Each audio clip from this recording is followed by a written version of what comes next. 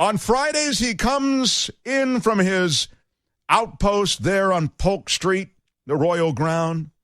He writes his column for the Marina Times, and he joins us on a rainbow. That's right. Oh, yeah. And he's an uber Niners fan, Michael Snyder. Huzzah!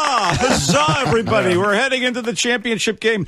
Guys, lost amid what was easily the best weekend of playoff football I have ever witnessed was this news flash.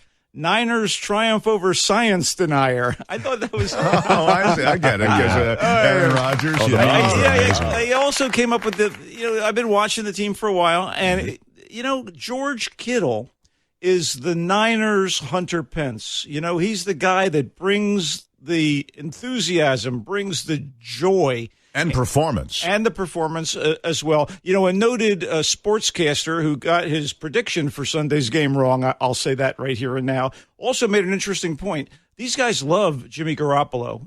The team loves him. They rally around him.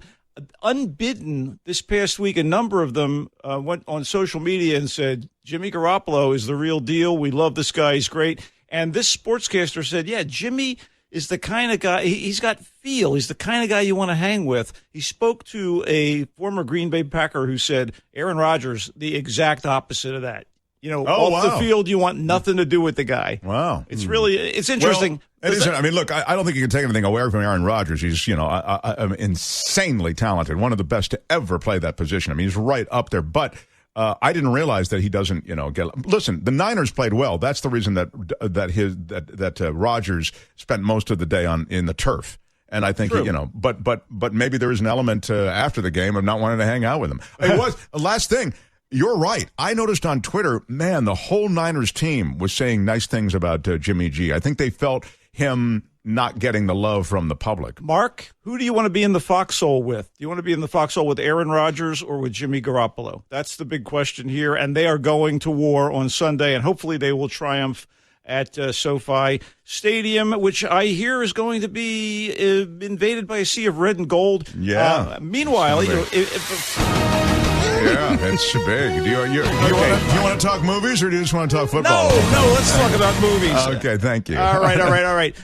Jockey, which opened last weekend, and we didn't get to it, and I'm sorry we didn't because it's pretty damn good, and it's very true to its title. It's a portrait of an aging jockey who has come to grips with his failing body and the possibility that a young rider based on the same track is a son that he never knew he had. So complicating matters, this canny old vet may have a last chance at glory because the trainer he works with has purchased a horse that seems to have immense championship potential.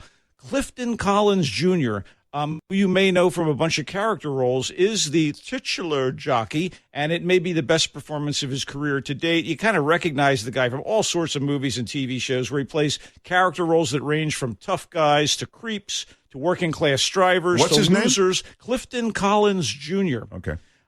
He had a pivotal and memorable supporting role in Westworld as a cowboy robot. Here he is the center of the story, and he delivers in virtually every scene, all of them beautifully shot, and including a number of real-life jockeys and racing footage. Molly Parker is the horse trainer, Moises Arias as the aspiring kid jockey. They're just right. But Jockey is Collins' movie and triumph, along with the director, co-screenwriter Clint Bentley. Oh, you liked it. I did. It's in theaters right now. Jockey. And titular is a ding word. Thank you very much. Please. All right. The fine British actor Tim Roth and the equally adept Franco-British actress Charlotte Gainsbourg co-star in Sundown, which is a moody, mysterious, and quietly disturbing drama about what happens when a man on vacation in Acapulco with members of his well-to-do family stays behind when the rest of them return to England for the funeral of the family's matriarch. Wow, how do you do something like that? Well, in any event, Roth is the guy, and what he does when he stays behind and why he does it are at the crux of this starkly shot and sometimes unnerving movie. Kudos to Roth, whose portrayal of someone who seems feckless, hollow, numb is much deeper and more complex than it first seems, and the sunny, magical, tropical setting, given the full Visit Mexico commercial look, is far more sinister than one might at first think. Oh, really? So you're saying that they can... even though the vistas are beautiful and you'd think it's hard to build something nasty and all of that. You're saying it actually turns into something haunting. There's a dark underbelly to all that. Wow. Roth and Gainsbourg are in top form here, but it's really Roth's showcase. Written and directed by Mexican filmmaker Michel Franco. Well done, senor. Oh, by the way, I got to throw in a personal note. I've had the pleasure of meeting and chatting with Tim Roth on a few occasions at gallery openings in Los Angeles. Look at you, the gallery. I've met Tim Roth at the gallery openings in Los Angeles. He's a big advocate of the photographs of the late unheralded when alive and now acclaimed street photographer Vivian Maier, and extremely knowledgeable. You know, I just wanted to say... Excuse me, you're getting pretentiousness all over me. I was a fan of his body of work before we met. I like him even more now. Speaking of pretension... Feckless is a dingword, by the way. Of course it is. Okay, here's that movie, again, is called Sundown. Okay, it is indeed. It's in theaters. Here's another good one set on foreign soil and ice. It's mostly in Russian and Finnish with subtitles, but don't let that chase you away. Compartment number 6 is Before Sunrise, that train ride romance with Ethan Hawke and Julie Delpy from some years back, only with brown bread, sausages, and homemade vodka. Set before the fall of the Soviet Union, Compartment number 6, based on the eponymous novel, that means of the same name, follows the journey of a young Finnish woman. Eponymous is a dang Yeah, of course it is. Follows the journey of a young Finnish woman who plans to go to Murmansk with her girlfriend, a pretty hot Moscow academic, to see some rare prehistoric petroglyphs. But the girlfriend begs off, and the Finn ends up going on her own by train, where she meets this guy. She has to share a train compartment with this loutish Russian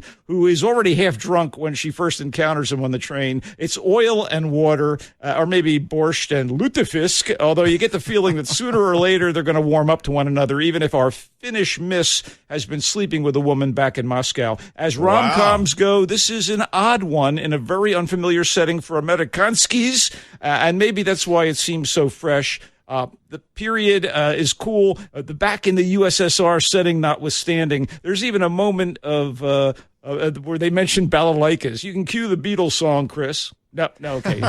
Anyway, it's a meditation on loneliness and person-to-person connection amid stark landscapes, as much as it's a fun, meet-cute, strangers on a train story. Compartment number 6 is a special ride, directed and co-written by, I assume this is a Finnish name, Juho Kurosmanen. That's the best I can come up with. That's very strong. Well, let me ask you, it's in Finnish, and what was the other? And Russian, of course, because it's set in Russia. Right. There are a few English language words. Compartment number 6, okay. Yes, sir. And now we have... Your Big Finish? No, this is the Big Finish. Okay. The Ice Age Adventures of Buck Wild.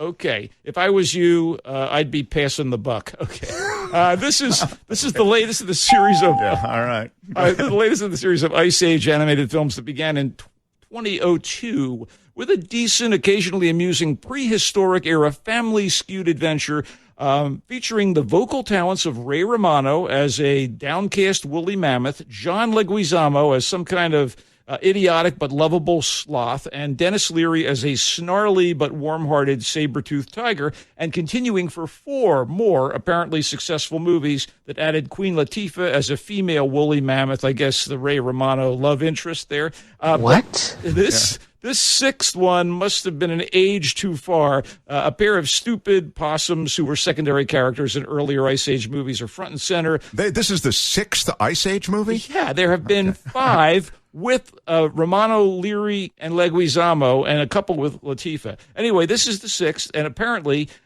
these are supporting characters in earlier movies, possums, and they are front and center here with Wild Weasel Buck. So they're bringing them all back. Yeah, sort of. I see. Okay, but they also bring back the other characters. But hang on a second. This is a compendium of slapsticky action sequences and silly, lazy jokes that elementary schoolers might like. But unlike the first few Ice Age movies, nothing even slightly worthwhile for an adult viewer. Wow. Also, other than Simon Pegg voicing the Wild Weasel Buck, and perhaps Justina Machado as a Lara Croft-style skunk. The rest of the vocal actors are no names, with Romano, Leguizamo, Leary, and Latifah being replaced on their familiar Ice Age franchise characters by sound-alikes. Conclusion, It's a babysitter on home video via Disney Plus. Wow, really didn't like it. Someone did this to spoil our Christmas. I guess they did, huh? That was what's that? Compendium? Is compendium a ding word? I think that was established the other day. The compendium is a ding word. Yes, Okay, absolutely. Cool.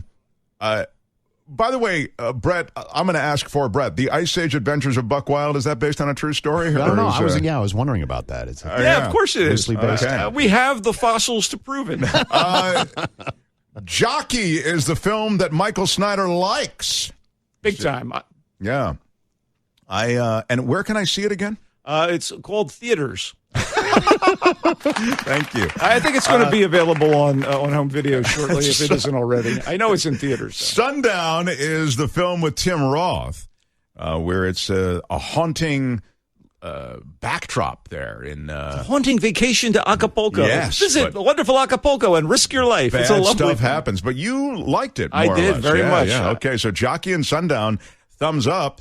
Compartment number 6 in Finnish and Russian. Yeah, sure. You also liked betcha. it. This weird rom-com, small R on rom, small C on com. Yeah, absolutely. Okay. Keep it small. And the Ice Age Adventures of Buck Wild is a stiff, you said. No. Maybe for young kids, though, right? Yeah, like I said, a babysitter on Disney Plus. It's available that way.